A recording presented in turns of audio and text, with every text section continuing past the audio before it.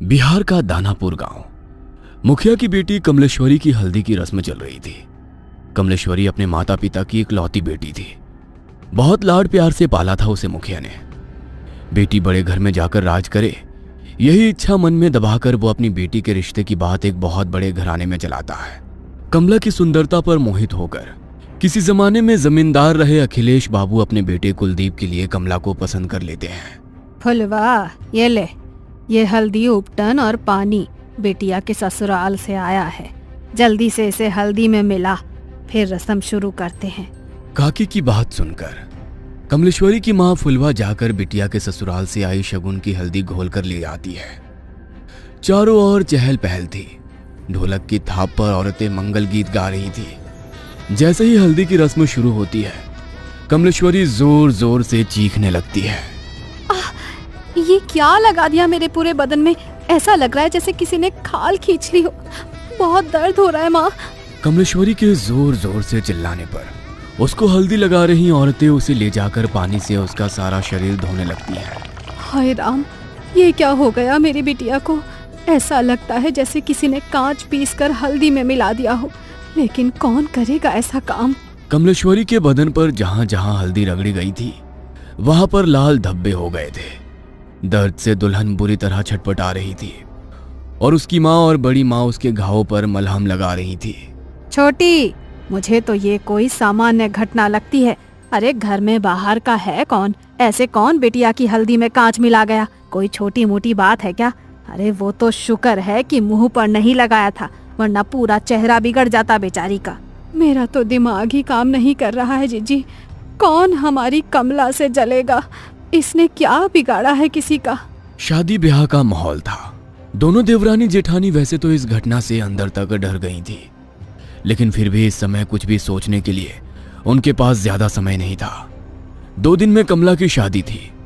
घर में ढेरों मेहमान जमा थे।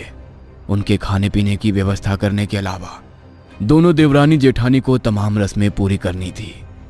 इसलिए इस बात को यहीं दबाकर वो शादी की तैयारियों में जुट जाती हैं। अगले दिन सुबह, माँ, कमला के ससुराल से शादी का जोड़ा और शगुन आया है, जाओ जरा देखो तो। एक बड़ी सी गाड़ी से 2 नौकर जैसे दिखने वाले आदमी गाड़ी से नीचे उतरते हैं और बड़े से थाल में लाल रंग के कपड़े से ढका हुआ शादी का शाही जोड़ा और गहने कमला की माँ फुलवा को सौंप देते हैं। बड़ी माँ ने संदेश भिजवाया है, शाम के समय दुल्हन को यही खानदानी जोड़ा और गहने पहनकर तैयार होना है। और हाँ, उन्होंने खास एक बात का ख्याल रखने के लिए हिदायत दी है कि इस जोड़े पर किसी की भी बुरी नजर ना पड़ने पाए। वो काली नजर और अपशगुन जैसी बातों पे बहुत यकीन करती हैं, इसलिए खास तौर पर इस जोड़े को एहतियात से रखने को कहा है। आप फिक्र ना करें, कमला और उसका ये जोड़ा अगले 2 दिनों के लिए हमारी अमानत है। हम पूरा ख्याल रखेंगे। फुलवा वो बड़ा सा थाल लेकर तेज कदमों से अपने कमरे में जाती है और एक बड़े से संदूक को खोलकर पूरा थाल ऐसे ही उसमें रख देती है।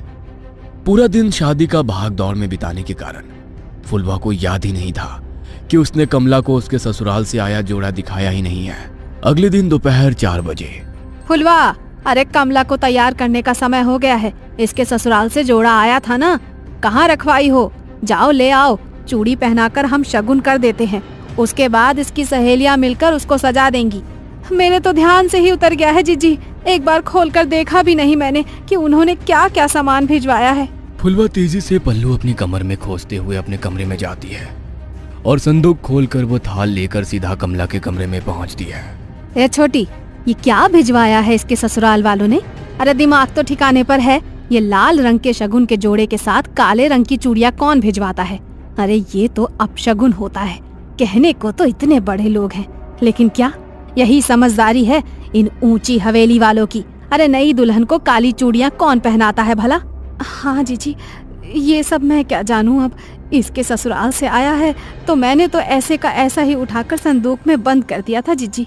अब हो सकता है बड़े लोग हैं, उनके कुल में कोई परंपरा हो नई दुल्हन को काली चूड़ी पहनाने की। अरे आधी जिंदगी बीत गई है हमारी, हमने तो कभी नहीं देखा कि किसी दुल्हन के लिए ससुराल से काले रंग का जोड़ा या चूड़ियां आई हो। अरे शादी सिर्फ उनकी बहू की नहीं हो रही, अरे हमारी बिटिया की भी हो रही है। मैं तो कहती हूँ कि काली चूड़ी को हटा दे और लाल चूड़ी पहना इसे सुहाग जोड़े के साथ।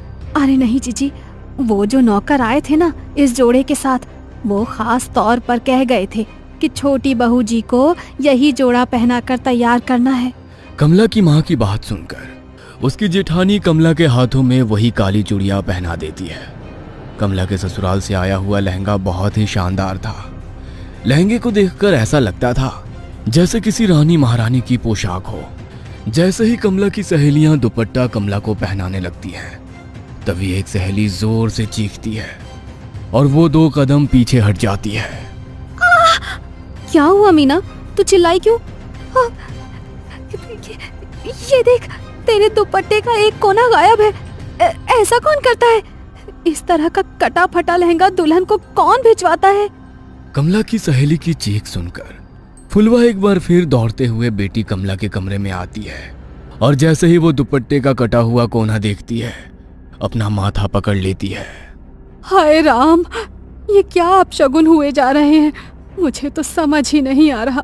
भगवान, ऐसी क्या भूल हो गई है हमसे? पता नहीं इस कमला का ब्याह शांति से निपटेगा या नहीं। अरे माँ, जाने दो ना, जिसने सिला है उसी से गलती से कट गया होगा। और ये माधुरी है ना, ये ऐसे पहनाएगी कि ये हिस्सा नजर ही नहीं आएगा। बेटा गलती से कटता तो ऐसे ना कटता। तेरा दुपट्टा देखकर साफ समझ में आ रहा है कि किसी ने जानबूझकर इसका एक दुपट्टा काट कर निकाला है। अरे माँ जी, ऐसा क्यों करेंगी? और ऐसा तो हो नहीं सकता कि यहाँ भेजने से पहले उन्होंने लहंगा देखा ना हो। जरूर दर्जी से गलती से कट गया होगा। फुलवा अपने पति के पास जाकर, ए जी सुनिए ना, कुछ तो अपशगुन हो रहा है, कुछ तो है जो ठीक नहीं है। हम ये शादी करके ठीक तो कर रहे हैं ना? बार बार ऐसे संकेत मिल रहे हैं कि कुछ अनहोनी होने वाली है। अरे तुम औरतें बस शगुन अपशगुन ही करती रहो हर समय। इतने बड़े घर का रिश्ता ढूंढ कर लाया तेरी बेटी के लिए। नौकर चाकर राजमहल सब है उनका, और क्या चाहिए तुझे? सारा जीवन दिया लेकर ढूंढोगी तब भी ऐसा लड़का नहीं पाओगी अपनी बेटी के लिए। हाँ।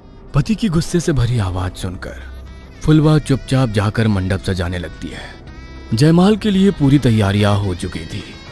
कुलदीप आकर अपने स्थान पर बैठ गया था। दूसरी ओर से कमला को उसकी सहेलियां पकड़कर मंडप की ओर ले जा रही थी। कुछ पल पहले शर्म से लाल होता उसका चेहरा धीरे धीरे बदलने लगा था। अचानक ही उसके चेहरे के हाव भाव बदलने लगते हैं और वो उसका हाथ पकड़कर लेकर आती उसकी सहेलियों को पूरा जोर लगाकर दूर धकेल देती है। देखते देखते खूबसूरत तरीके से सजे अपने बालों को नोच नोच कर वो बाहर निकालने लगती है और जोर जोर से चीखने लगती है। कमला बेटा, होश में आ, क्या हुआ है तुझे? कमला बिटिया, अरे बेटा बोल ना, क्या हुआ है? तू ऐसे क्यों चीख रही है? बोल तो।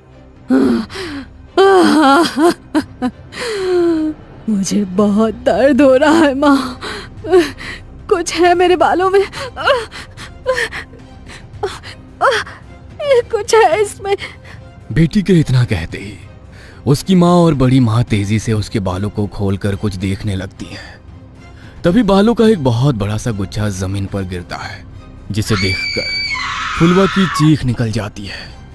बड़ी माँ कमला के बालों को देखती है तो पाती है कि सर के एक हिस्से के बाल पूरी तरह से गायब हो गए हैं और वहां पर एक गोल घेरा जैसा बन गया है।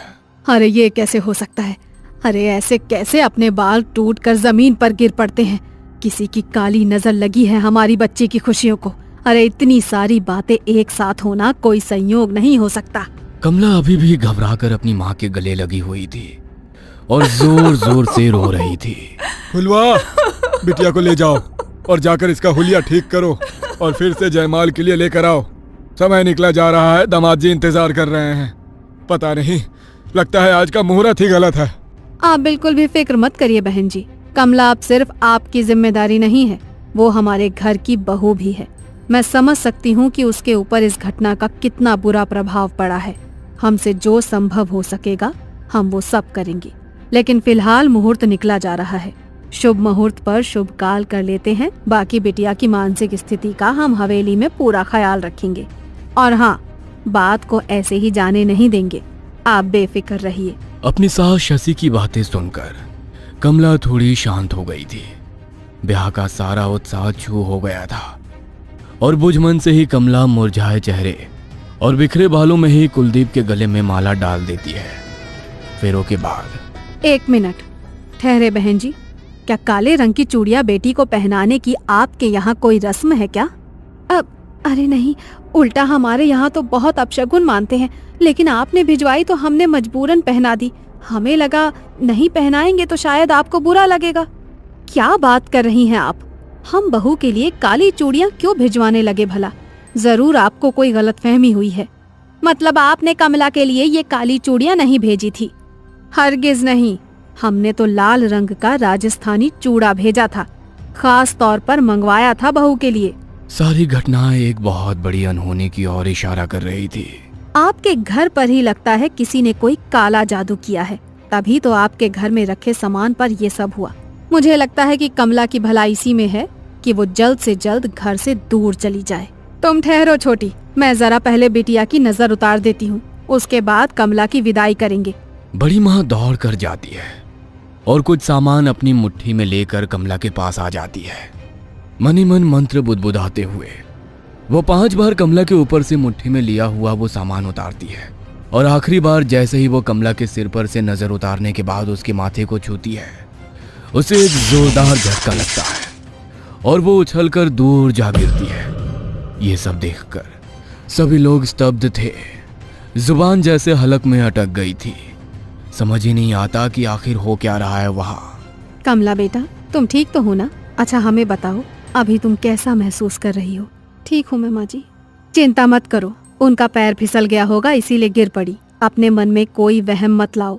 शशि अपनी समधन फुलवा के पास आकर कहती है, अभी तो हम बहू को लेकर अपने घर जा रहे हैं। हमारे दरवाजे पर भी तमाम रिश्तेदार जमा हैं। इस समय तो चर्चा करना ठीक नहीं होगा, लेकिन बहू की मुंह दिखाई के बाद हम पता करते हैं कि आखिर बहू को समस्या क्या है। तब तक आप भी कोई जानने वाले आदमी को बुलाकर अपने घर का शुद्धिकरण करा लीजिए। जी बहन जी, ठीक कह रही हैं आप। वैसे हमारे बड़े बुजुर्ग कहते हैं कि शादी विवाह में अगर पूजा पाठ में कुछ गलती हो जाए ना तो पितृ नाराज हो जाते हैं, और कई बार पितरों के नाराज होने पर भी कई तरह के अपशगुन हुआ करते हैं। हो सकता है जो कुछ हम सोच रहे हैं वैसा ना हो और ये सब पितरों का ही क्रोध हो। हम पितरों की शांति के लिए भी हवन करेंगे, आप लोग फिक्र मत करिए। दोनों समधन गले मिलकर एक दूसरे से विदा लेती हैं और बारात कमला को लेकर विदा हो जाती है। ससुराल आने के बाद बहू की गृह प्रवेश से लेकर मुंह दिखाई तक की सारी रस्में बहुत ही शांति से संपन्न हो जाती है, जिससे शशि और कुलदीप के मन को बड़ी तसल्ली मिली थी। उन्हें लग रहा था कि शायद जो भी बला थी वो बहू के मायके में ही पीछे छूट गई और ये सब शांत हो गया हो। लेकिन कहते हैं ना, जब कोई बहुत बड़ा तूफान आने वाला होता है ना, तो उससे पहले एक लंबी खामोशी होती है।